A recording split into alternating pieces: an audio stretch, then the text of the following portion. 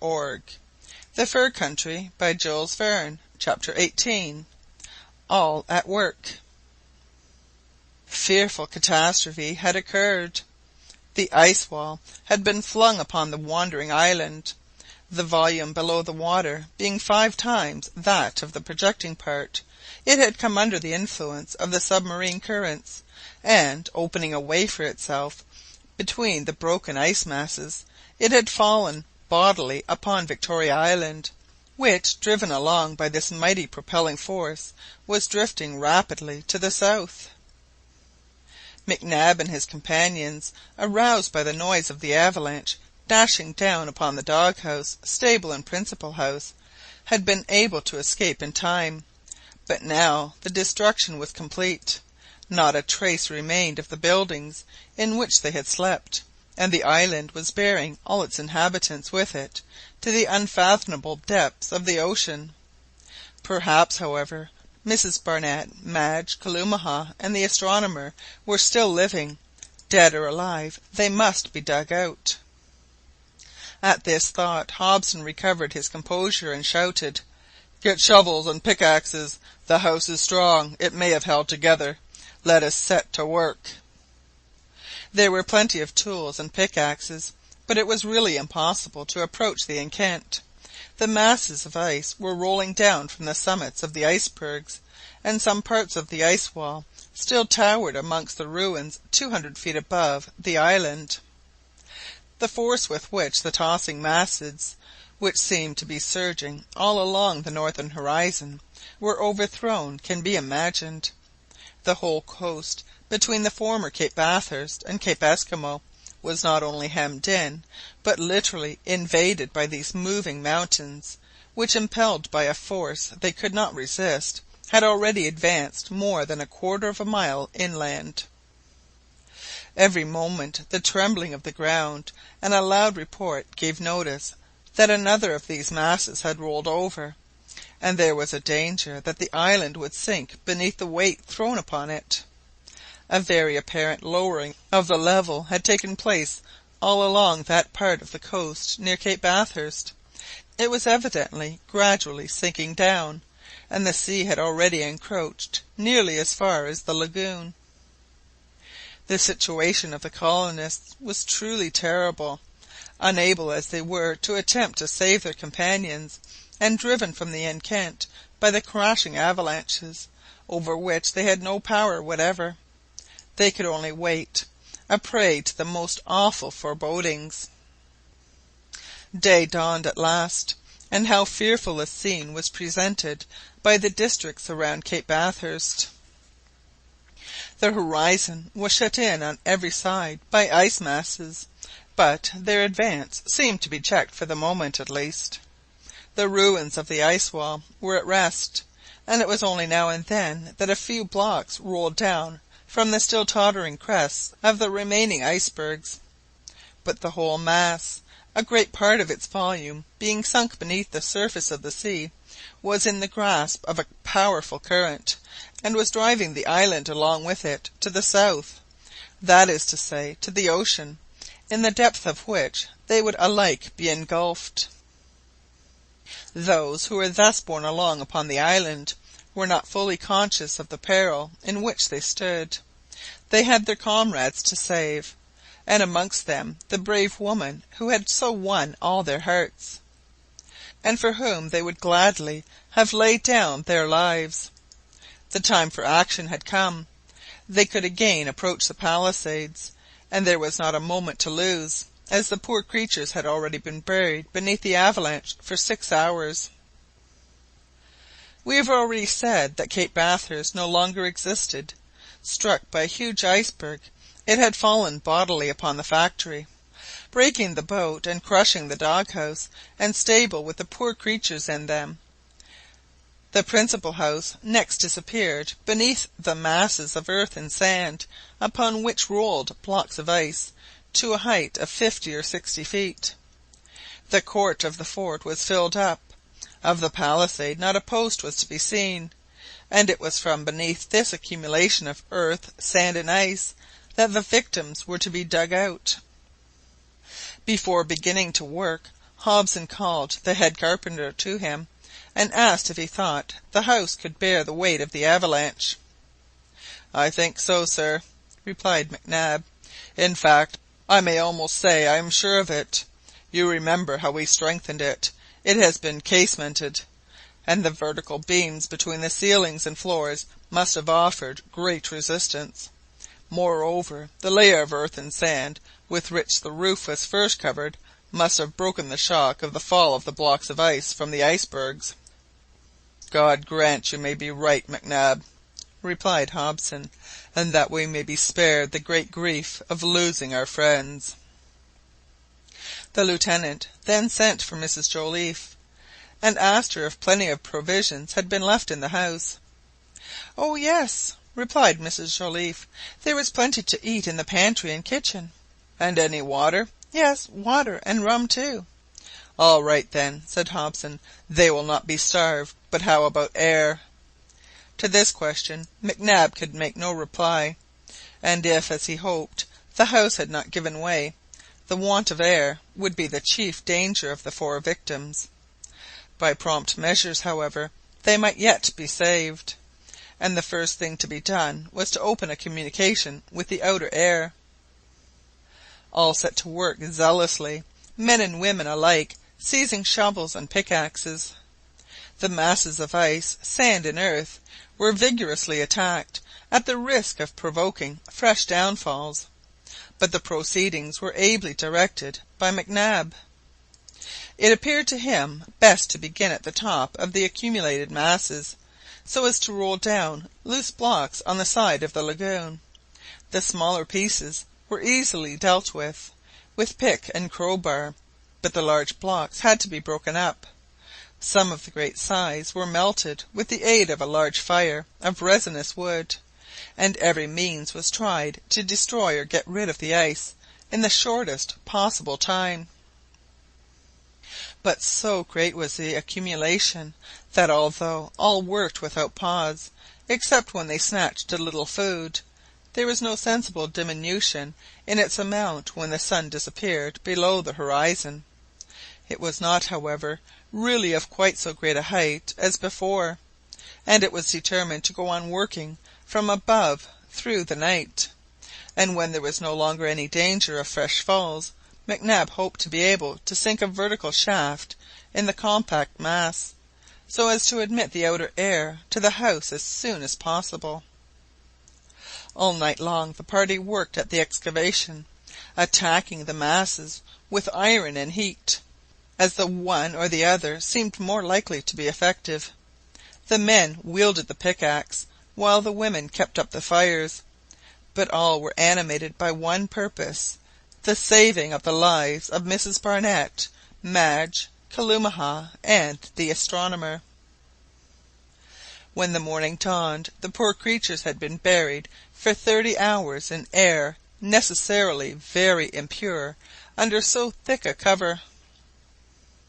The progress made in the night had been so great that Mac Nab prepared to sink his shaft, which he meant to go straight down to the top of the house, and which, according to his calculation, would not have to be more than 50 feet deep. It would be easy enough to sink this shaft through the 20 feet of ice, but great difficulty would be experienced when the earth and sand were reached, as, being very brittle, they would of course constantly fill in the shaft, and its sides would therefore have to be lined. Long pieces of wood were prepared for this purpose, and the boring proceeded. Only 3 men could work at it together, and the soldiers relieved each other constantly, so that the excavation seemed likely to proceed rapidly. As might be supposed, the poor fellows alternated between hope and fear when some obstacle delayed them. When a sudden fall undid their work, they felt discouraged, and nothing but Mac Nab's steady voice could have rallied them. As the men toiled in turn at their weary task, the women stood watching them from the foot of the hill, saying little, but often praying silently. They had now nothing to do but to prepare the food, which the men devoured in their short intervals of repose. The boring proceeded without any very great difficulty, but the ice was so hard that the progress was but slow. At the end of the second day Mac Nab had nearly reached the layer of earth and sand, and could not hope to get to the top of the house before the end of the next day. Night fell, but the work was continued by the light of torches. A snow house was hastily dug out in one of the hummocks on the shore as a temporary shelter for the women and little boy. The wind had veered to the south-west, and a cold rain began to fall, accompanied with occasional squalls, but neither the Lieutenant nor his men dreamt of leaving off work. Now began the worst part of the task. It was really impossible to bore in the shifting masses of sand and earth, and it became necessary to prop up the sides of the shaft with wood, the loose earth being drawn to the surface in a bucket hung on a rope. Of course, under the circumstances, the work could not proceed rapidly. Falls might occur at any moment, and the miners were in danger of being buried in their turn. Mac Nab was generally the one to remain at the bottom of the narrow shaft, directing the excavation, and frequently sounding with a long pick, but as it met with no resistance, it was evident that it did not reach the roof of the house. When the morning once more dawned, only 10 feet had been excavated in the mass of earth and sand, so that 20 remained to be bored through before the roof of the house could be reached. That is to say, if it had not given way, and still occupied the position it did before the fall of the avalanche.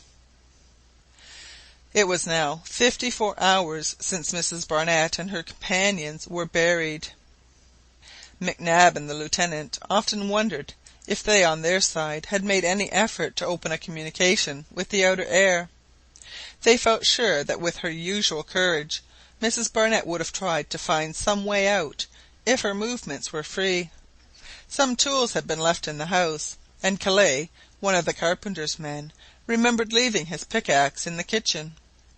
The prisoners might have broken open one of the doors and begun to pierce a gallery across the layer of earth, but such a gallery could only be driven in a horizontal direction, and would be a much longer business than the sinking of a shaft from above, for the masses flung down by the avalanche, although only 60 feet deep, covered a space more than 500 feet in diameter. Of course the prisoners could not be aware of this fact, and if they should succeed in boring their horizontal gallery, it would be 8 days at least before they could cut through the last layer of ice, and by that time they would be totally deprived of air, if not of food. Nevertheless, the Lieutenant carefully went over every portion of the accumulation himself, and listened intently for any sounds of subterranean digging, but he heard nothing. On the return of the day, the men toiled with fresh energy. Bucket after bucket was drawn to the surface of the shaft loaded with earth. The clumsy wooden props answered admirably in keeping the earth from filling in the pit. A few falls occurred, but they were rapidly checked, and no fresh misfortunes occurred throughout the day, except that the soldier Garry received a blow on the head from a falling block of ice. The wound was not, however, severe, and he would not leave his work. At 4 o'clock the shaft was 50 feet deep altogether, having been sunk through 20 feet of ice and 30 of sand and earth. It was at this depth that Mac Nab had expected to reach the roof of the house, if it had resisted the pressure of the avalanche. He was then at the bottom of the shaft, and his disappointment and dismay can be imagined when, on driving his pickaxe into the ground as far as it would go, it met with no resistance whatever. Sabine was with him, and for a few moments he remained with his arms crossed, silently looking at his companion. "No roof, then?" inquired the hunter. "Nothing whatever," replied the carpenter, "but let us work on. The roof has bent out of course, but the floor of the loft cannot have given way. Another 10 feet and we shall come to that floor, or else—" McNab did not finish his sentence, and the two resumed their work with the strength of despair. At 6 o'clock in the evening another 10 or 12 feet had been dug out. McNab sounded again. Nothing yet. His pick still sunk in the shifting earth, and flinging it from him, he buried his face in his hands and muttered, "Poor things, poor things!" He then climbed to the opening of the shaft by means of the woodwork. The lieutenant and the sergeant were together in greater anxiety than ever, and taking them aside, the carpenter told them of his dreadful disappointment. "Then," observed Hobson, "the house must have been crushed by the avalanche, and the poor people in it." "No," cried the head carpenter with earnest conviction. "No, it cannot have been crushed. It must have resisted, strengthened as it was. It cannot have been crushed." "Well, then, what has happened?" said the lieutenant in a broken voice, his eyes filling with tears. "Simply this," replied McNab. "The house itself has remained intact, but the ground on which it was built must have sunk. The house has gone through the crust of ice which formed the foundation of the island. It has not been crushed, but engulfed, and the poor creatures in it—" "Are drowned!" cried Long. "Yes, Sergeant, drowned without a moment's notice, drowned like the passengers on a foundered vessel." For some minutes the three men remained silent. McNab's idea was probably correct. Nothing was more likely than that the ice forming the foundation of the island had given way under such enormous pressure. The vertical props which supported the beams of the ceiling and rested on those of the floor had evidently aided the catastrophe by their weight, and the whole house had been engulfed. "Well, McNab," said Hobson at last, "if we cannot find them alive—" "We must recover their bodies," added the head carpenter. And with these words McNab, accompanied by the lieutenant, went back to his work at the bottom of the shaft, without a word to any of his comrades of the terrible form his anxiety had now assumed. The excavation continued throughout the night, the men relieving each other every hour, and Hobson and McNab watched them at work without a moment's rest. At 3 o'clock in the morning Kellet's pickaxe struck against something hard, which gave out a ringing sound. The head carpenter felt it almost before he heard it. "We have reached them!" cried the soldier. "They are saved!" "Hold your tongue and go on working," replied the lieutenant in a choked voice. It was now 76 hours since the avalanche fell upon the house. Kellet and his companion Pond resumed their work. The shaft must have nearly reached the level of the sea, and McNab therefore felt that all hope was gone. In less than 20 minutes the hard body which Kellet had struck was uncovered, and proved to be one of the rafters of the roof. The carpenter flung himself to the bottom of the shaft, and seizing the pickaxe, sent the laths of the roof flying on every side. In a few moments a large aperture was made, and a figure appeared at it which was difficult to recognize in the darkness. It was Kalumah. "Help!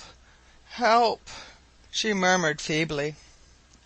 Hobson let himself down through the opening, and found himself up to the waist in ice-cold water. Strange to say, the roof had not given way, but as McNab had supposed, the house had sunk, and was full of water. The water did not, however, yet fill the loft, and was not more than a foot above the floor. There was still a faint hope.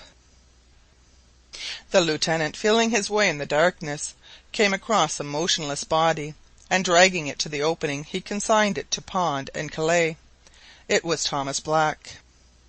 Madge, also senseless, was next found, and she and the astronomer were drawn up to the surface of the ground with ropes, where the open air gradually restored them to consciousness.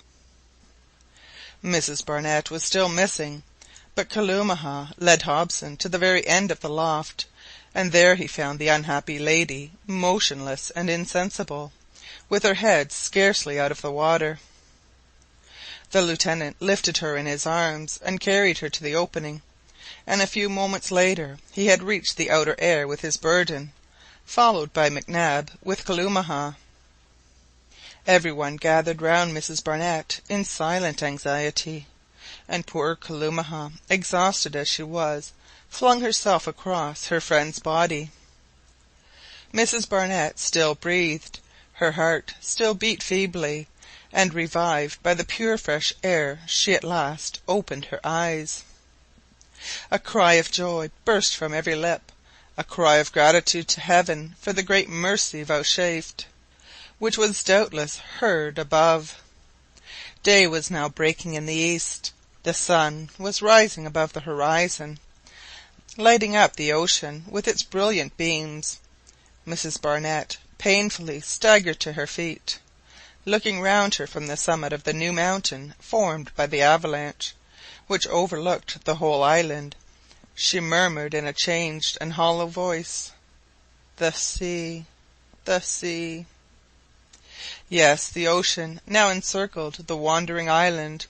The sea was open at last, and a true sea horizon shut in the view from east to west. Chapter 18.